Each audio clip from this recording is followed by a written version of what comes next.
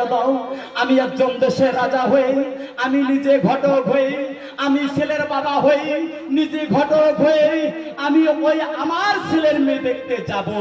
যদি কোনোখানে গিয়ে আমার ছেলে দুলালের মেয়ে পাই, আমি বাড়িতে ফিরে আসব। আর যদি আমি আমার ছেলের মেয়ে পাই না, এই পলঙ্কিনী মুখ নিয়ে আর বাড়িতে ফিরে আসব না। এই কথা বলে সুন্দর করে এবার বলছেন তার বিবির কাছে। কি বলছেন?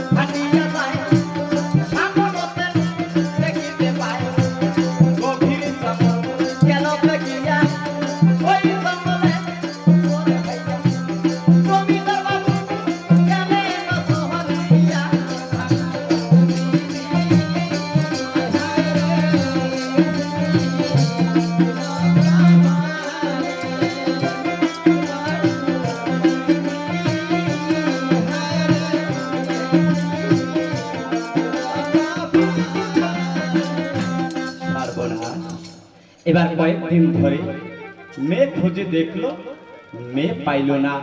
না পাওয়ার পরে খিদায় জল তৃষ্ণায় ভিতরাখানা শুকনো হয়ে গেছে, ক্লান্ত হয়ে গেছে। জমিদার বাবু ভাবতেছে, না ওই তো সামনে একটা গভীর জঙ্গল দেখা যাচ্ছে, আমি একটু ওই জঙ্গলটায় গিয়ে একটা গাছতলায় বিশ্রাম নেব, একটু আরাম করব, এরপর আমি আবার মেয়ে দেখতে চলে যাব। এই কথা বলে ওই জঙ্গলটার ভেতরে প্রবেশ করলেন, একটা গাছতলায় এবার বিশ্রাম নেওয়ার জন্য বসলেন।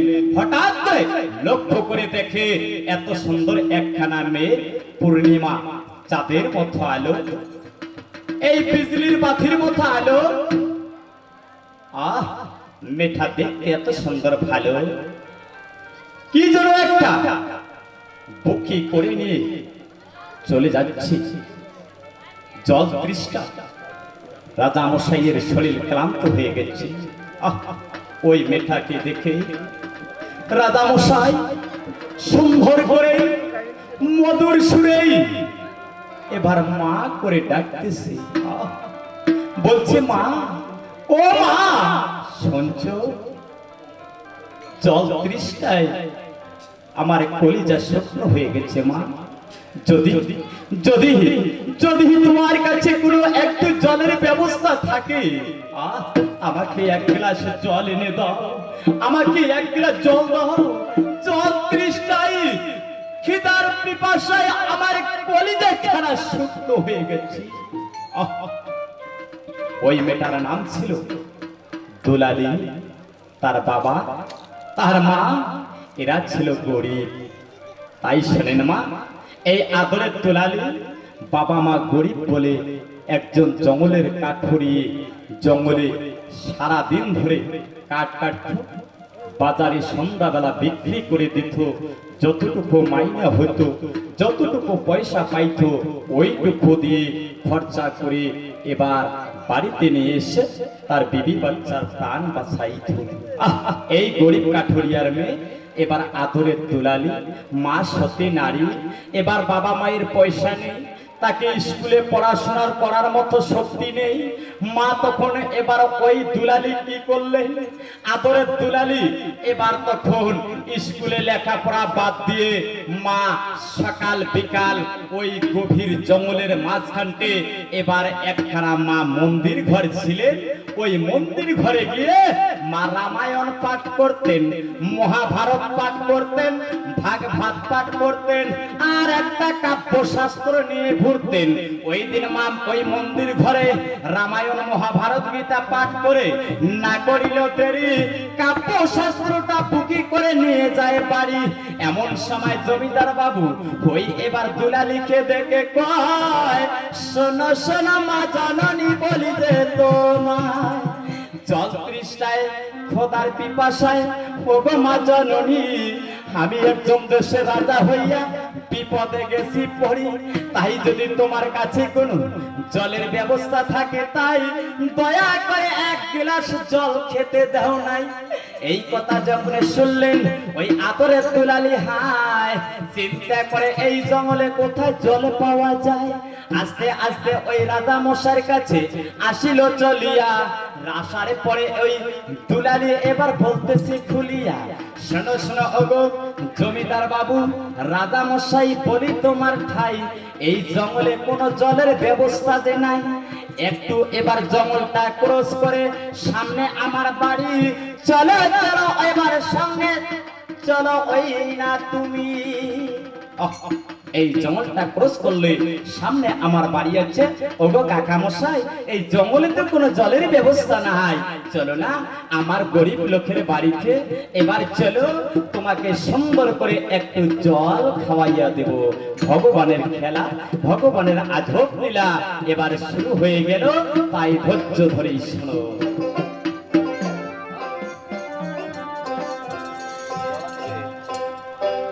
ভগবান তোমার আজব লীলা রে, ওরে লীলা কে বুঝিতেই পারে। কাউরে হাসাও কাউরে কাম্বাও, ওরে এই ভব সংসার আরে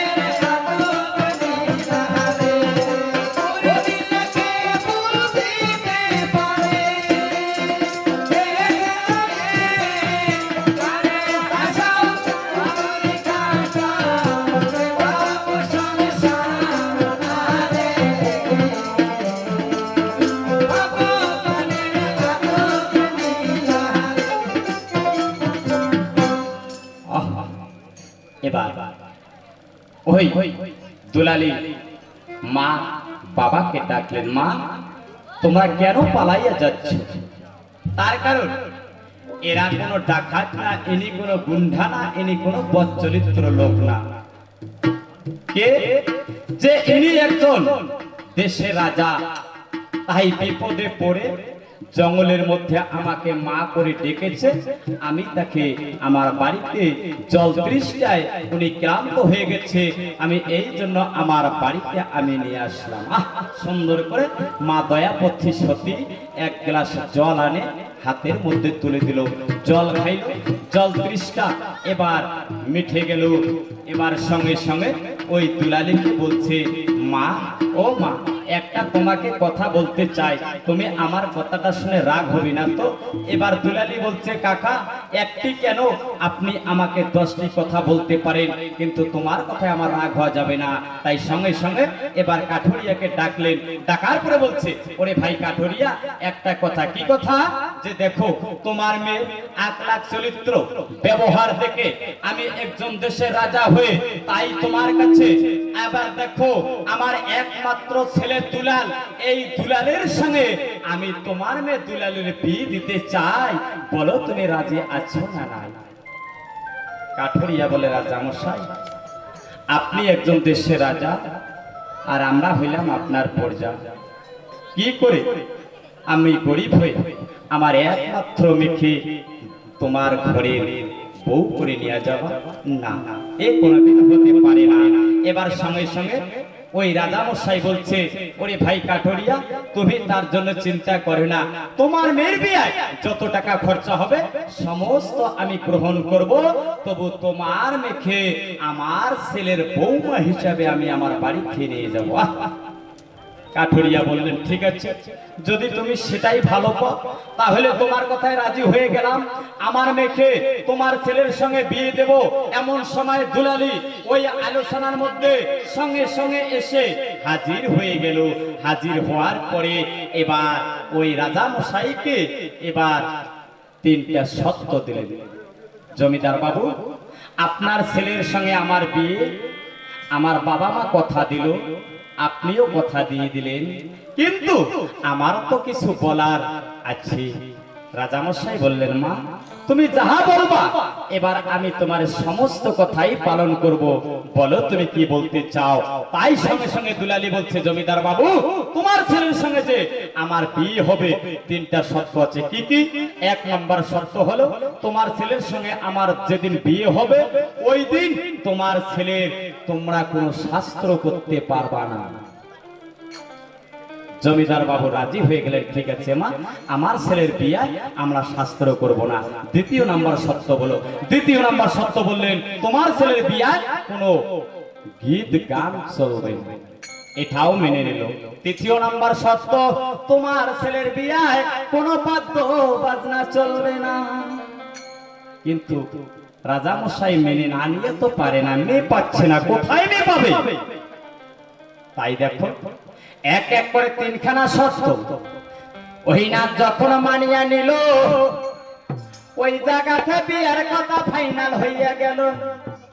রাজা মশাই দেরি না করে খুশি মনে হয় আস্তে আস্তে রাজা মশাই বাড়িতে চলে যায়।